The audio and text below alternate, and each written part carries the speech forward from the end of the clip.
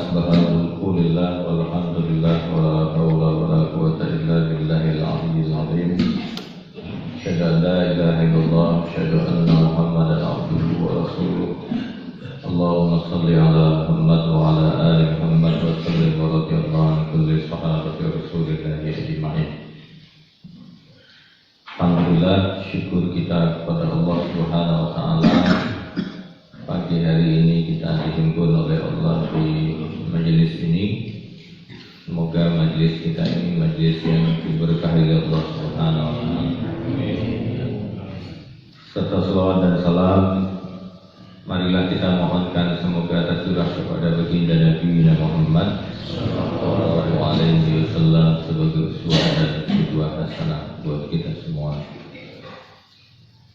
Bapak-bapak, ibu-ibu yang dimuliakan oleh Allah, insyaallah pagi hari ini kita coba menuntaskan kajian tafsir kita di surat Al-Buruj insyaallah. Bapak-bapak, ibu yang dimuliakan oleh Allah, di paragraf yang pertama dari surat Al-Buruj ini itu sampai di ayat yang ke-11.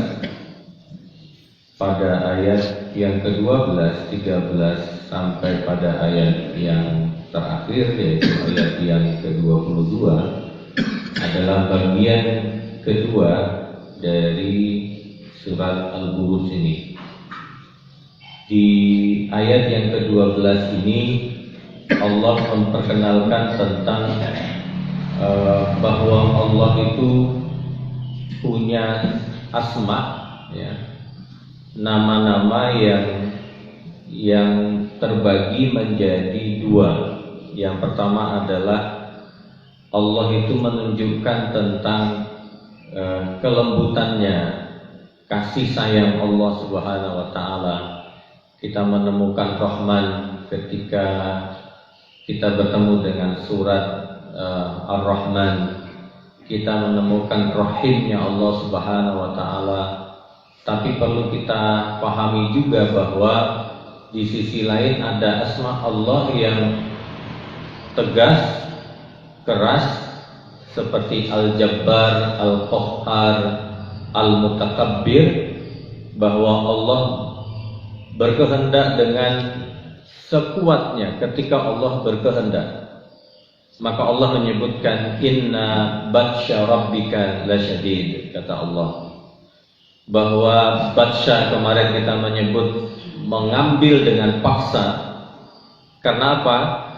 Karena memang tingkah laku mereka ashabul ukhdud itu yang memaksa kaum muslimin, ribuan kaum muslimin ketika itu dimasukkan ke dalam lembah tersebut, dibakar sedemikian rupa. Kata Allah Subhanahu wa taala di ayat yang ke-13, innahu yubdi wa yu'id.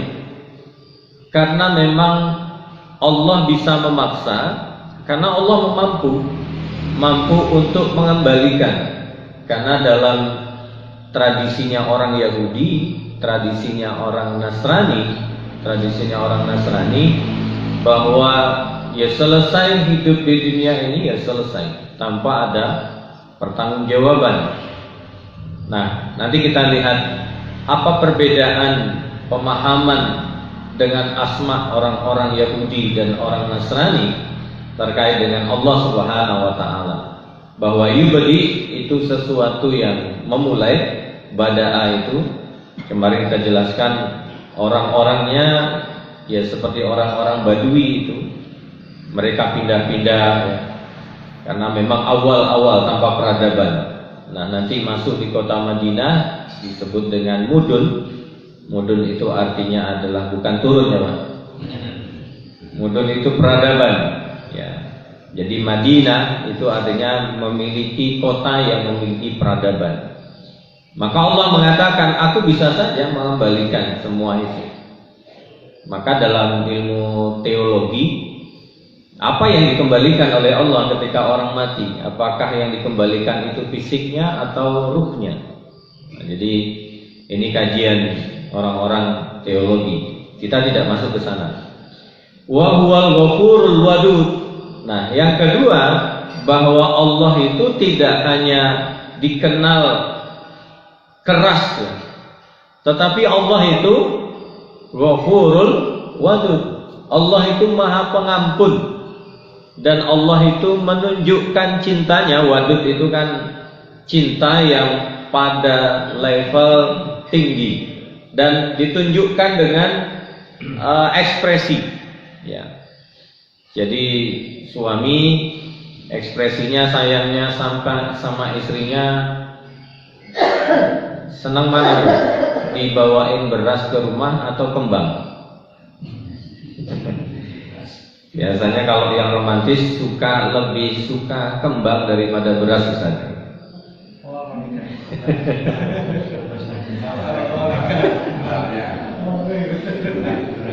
Biar romantis gitu kan. Iya.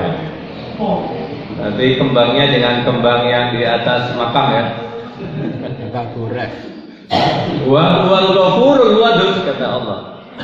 Maka bapak-bapak ibu-ibu yang dimuliakan oleh Allah, kalau orang Yahudi itu kan keras Pak agamanya. Ini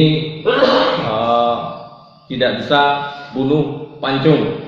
Kalau enggak bayi lahir bunuh, tangkap, bunuh, keras, sangat keras. Yahudi itu sangat keras. Nah, setelah ajaran Yahudi ini turunlah Nabi Isa alaihissalam. Nah, kalau Nabi Isa itu lembut sekali. Jadi seolah agama itu yang satu keras, yang satu sangat lembut. Sangat lembut. Kalau itu ya tidak apa-apa, tinggal datang ke pendeta, diampuni, selesai, penghapusan dosa ditanggung oleh Isa, selesai di situ. Maka Allah Subhanahu wa taala menurunkan Nabi Muhammad sallallahu alaihi wasallam. Nah, sekarang masih ketemu enggak orang yang mengikut Yahudi dan mengikut Nabi Isa? Masih kelihatan, Pak. Masih kelihatan. Kalau ada orang yang menghinakan al-Islam ini, ada orang yang mengatakan kejar, bunuh. Ada yang mengatakan sudahlah, dimaafkan saja gitu ya. Tidak perlu dihukum. Karena agama kita ini adalah agama kasih sayang. Tapi lihat, Nabi Muhammad sallallahu alaihi wasallam datang membawa ini dengan dua ini berjalan dengan bersamaan. Tidak boleh, Pak. Keras tanpa hukum, lembut pun tanpa hukum tidak diperbolehkan.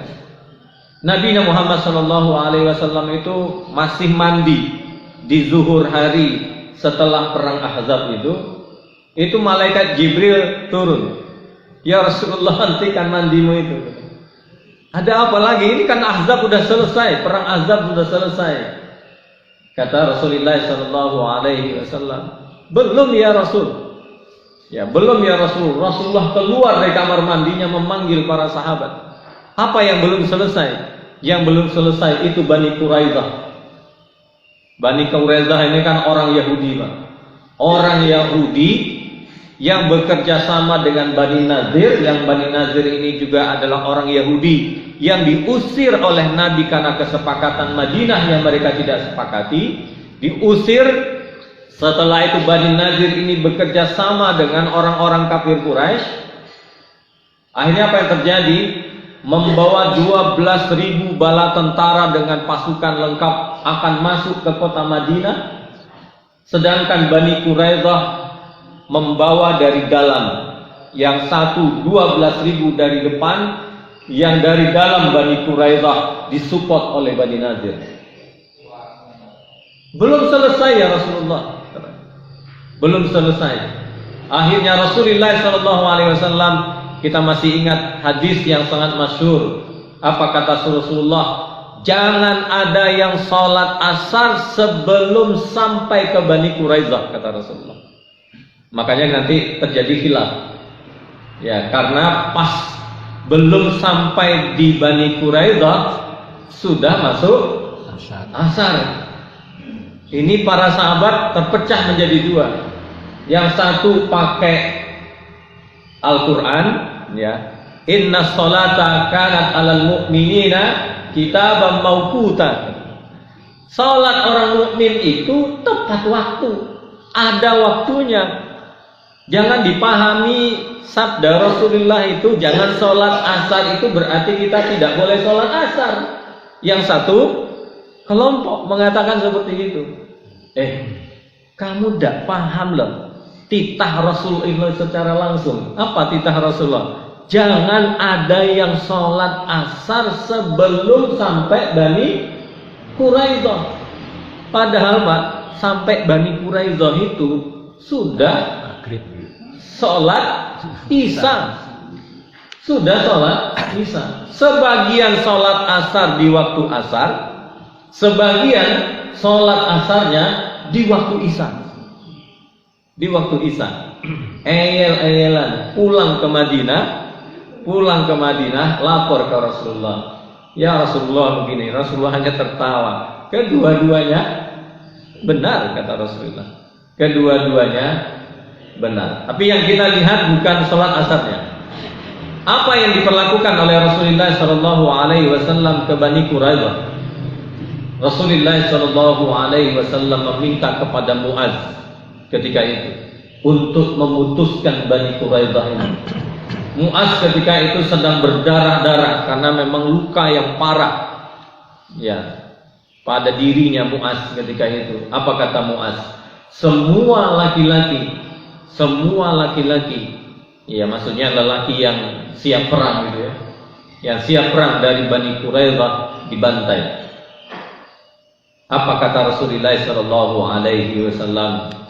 Sungguh keputusanmu adalah keputusan langit wahai Muaz. Menurut orang, kalau ini dipandang bahwa Rasulullah itu lembut, tapi kita lihat seluruh keputusan Rasulullah Sallallahu Alaihi Wasallam sangat tepat pada waktu yang tepat, pada hukum yang tepat. Jadi Islam ini jangan dipandang bahwa Islam ini lembut. Iya, Islam ini lembut pada tempatnya. Islam ini juga keras pada tempatnya. Maka kalau kita bagi Asmaul Husna yang 99 itu, kita akan menemukan bahwa ada asma yang lembut, ada asma yang begitu tegas dan keras. Jadi kita lihat, bapak-bapak, ibu-ibu yang dimuliakan oleh Allah, maka Yahudi yang keras itu, yang kedua Nabi Isa itu sangat lembut, maka dipadankan oleh Rasulullah Sallallahu Alaihi Wasallam ketika itu dengan Rasulullah Sallallahu Alaihi Wasallam yang memadukan dua-duanya. Tetapi hari ini Pak, la tattabi'annakum millata abaikum. Jadi bahwa ada juga yang mengikut akhirnya, yang lembut-lembut, dibunuh tidak apa-apa, ada kiai dibantai tidak apa-apa, ada para ulama dibantai, dibantu 20 triliun gitu kan. Tidak apa-apa, itu kan bagian dari kasih sayang. Nah ini kebablasan Pak. Kebablasan. Kalau kita lihat ini masih ngikut Nabi Isa alaihissalam. Landasannya bukan apa-apa, landasannya hukum. Bani Qunaiqah itu juga sama Pak. Bani Qunaiqah itu ada seorang wanita masuk ke pasar mereka. Setelah itu jilbabnya diikatkan ke tembok. Setelah itu dia berdiri, lepas jilbabnya, dilihat oleh seorang muslim. Coba, luar biasa. Pembelaan seorang muslim laki-laki di pasar Qainuqa itu. Berdiri dia yang memperlakukan wanita tadi yang tidak lazim muslimah, tadi yang tidak lazim, dia berdiri, dia pukul karena memang sendirian, akhirnya dipukul rame-rame sama orang-orang Bani Qunaiqah. Ya, dipukul sampai mati Pak, sampai mati. Apa kata Rasulullah Sallallahu Alaihi Wasallam? Rasulullah mengumpulkan baret merahnya Pak. Yang diutus adalah Umar bin Khattab. Tidak tanggung-tanggung. Baret merah yang disebut dengan Junaid. Rasulullah mengatakan, kirim, bumi hanguskan Bani Hunaykah. Coba. Begitulah Rasulullah SAW. Sehingga apa? Islam tidak mudah diinjak-injak oleh orang lain. Karena Islam menegakkan sesuatunya dengan perjanjiannya, dengan akadnya. Tapi kalau akadnya itu dipermain-mainkan, maka Rasulullah SAW sangat tegas mengambil keputusan. Maka kita lihat di ayat ini, kita akan menemukan di ayat yang 12 begitu garangnya Allah, tapi di ayat yang 14 wa huwal ghafurul wadud, begitu lembutnya Allah Subhanahu wa taala. Nah, jadi apa kata Allah di ayat yang 15? Dzul arsyil majid. Kalau ibaratnya begini, Dzul arsyil majid ini setelah Allah menunjukkan kekuatannya, menunjukkan maha rahimnya, ghafur dan wadudnya Allah Subhanahu wa taala, ibaratnya apa yang kalian banggakan, kata Allah. Tapi aku memiliki kebanggaan. Ada makhluk Allah yang namanya Arsy itu. Makhluk Allah yang terbesar namanya Arsy. Ya. Arsy ini cara Allah ya. Cara Allah menekan hatinya orang-orang kafir Quraisy. Kalau kalian, apa yang kalian banggakan? Ya. Apa yang kalian ciptakan wahai Quraisy, kata Allah Subhanahu wa taala. Atau Tuhan kalian yang kalian diciptakan oleh Tuhan kalian, kata Allah Subhanahu. Seolah ini dialog hati, tidak hanya dialog pikiran, Pak, tapi dialog hati yang dibawa oleh Allah Subhanahu wa taala kepada orang-orang kafir Quraisy. Mana yang kalian banggakan? Kata Allah Subhanahu, aku ini miliki Dzul Arsyil Majid. Dan kedua, Allah menyatakan fa'alun lima yurid. Aku ini lebih produktif. Ya, jadi jangan kira bahwa Allah itu menciptakan sesuatu hanya bekerja dari hari Senin sampai hari Jumat, hari Sabtu libur gitu ya. Allah tidak, Pak. Fa'al artinya produktivitas Allah itu setiap waktu. Setiap waktu. Jadi kita tidak tahu apa yang sedang Allah bikin saat ini dan waktu ini, dan terus berkembang. Dan itu bisa terjadi kepada alam ini, bisa saja terjadi kepada diri kita. Dan tidak tahu, Pak, besok apa yang terjadi.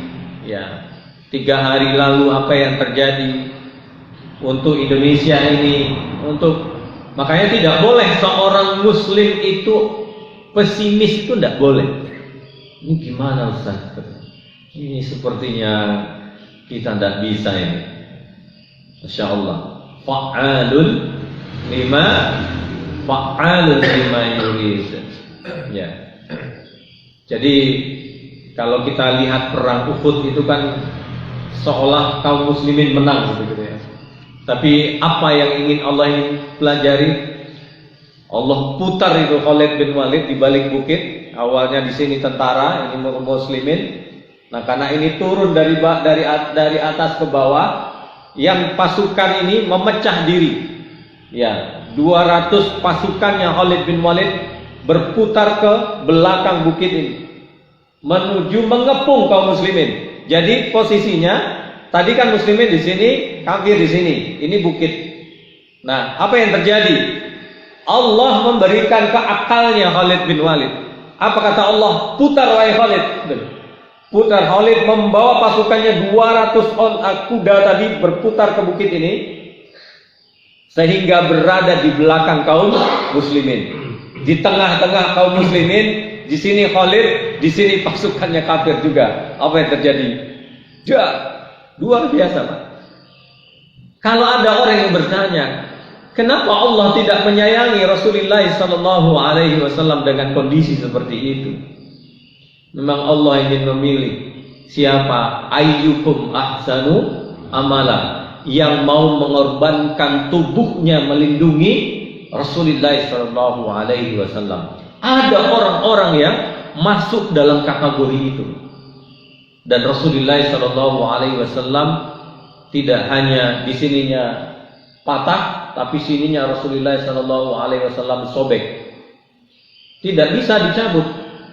Tidak bisa dicabut kecuali digigit oleh seorang sahabat sehingga anak panah itu lepas. Ya, anak panah itu lepas. Jadi setiap peristiwa itu di perang Uhud ini, apakah Rasulullah sallallahu alaihi wasallam geram dengan kaum muslimin? Tidak.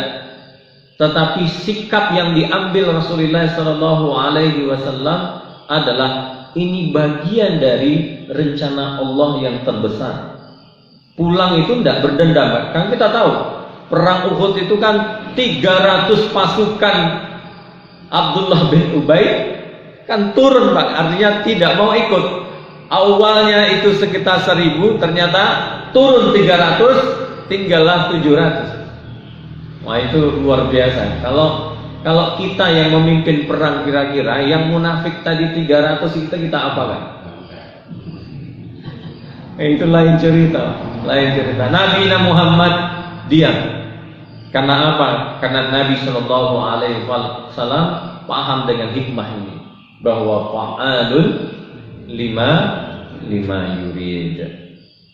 Jadi apa kata Allah di ayat yang 17? Hal ataka hadisud junud.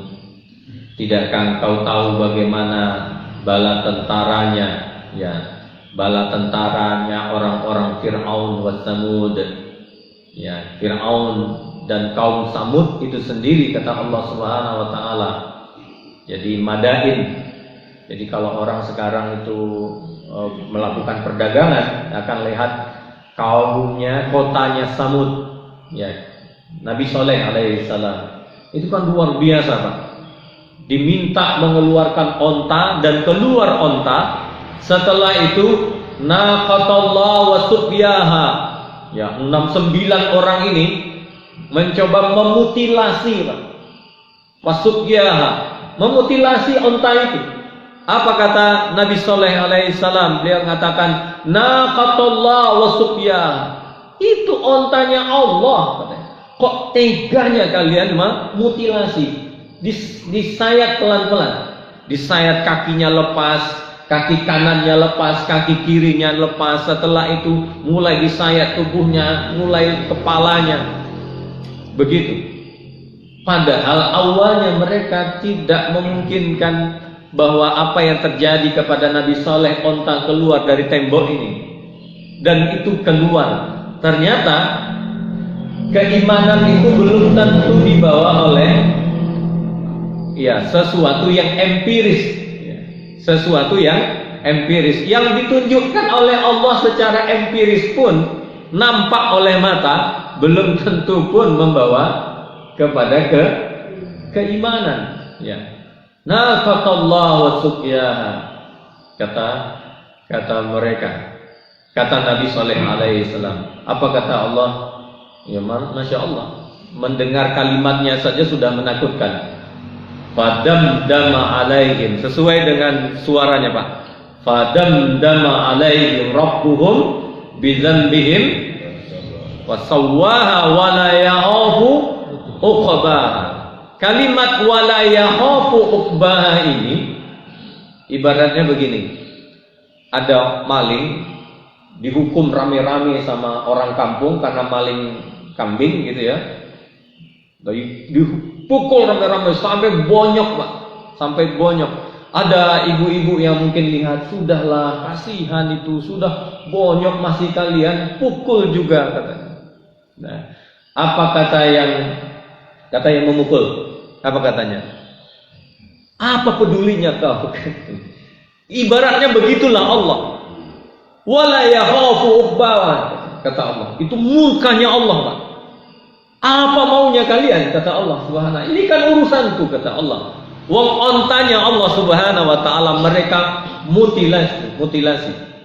Maka kalimat fala yakhafu uqbaha itu emosional. Itu kalau kita membacanya sesuai dengan emosinya itu naik, Pak.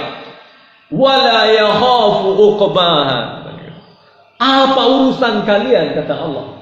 Karena memang fadamdama alaihim itu kan dipenyet seperti ayam geprek itu.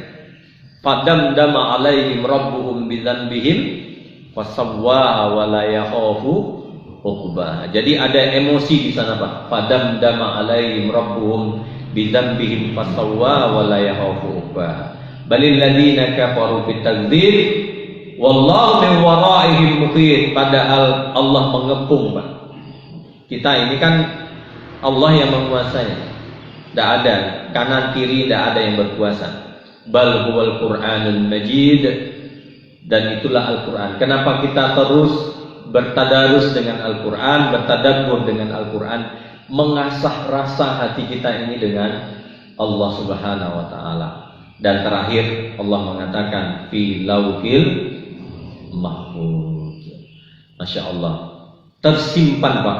Fi lauh, lauh itu lembaran. Ini namanya lauh. Nah, jadi tidak ada yang, kalau ini kan masih ada errornya. Kalau lauhnya Allah, bukan Samsung ya. Lauhnya Allah tersimpan dan semua mahfuz tersimpan, Pak. Maka nanti apa yang menurut kita tidak mungkin dihadirkan akan dihadirkan kepada kita. Yang mungkin tidak tersimpan akan tersimpan. Maka surat Al-Buruj ini mungkin perlu kita hafal ya, bersama-sama. Setelah itu kita tadabburi, kita bawa ke salat kita. Semoga akan membawa hikmah lebih dalam. Saya rasa demikian. Surat Al-Buruj selesai. Alhamdulillahirabbil alamin. Insyaallah saya rasa demikian. Aku qauli hadza, astagfirullahalazim. Assalamualaikum warahmatullahi wabarakatuh.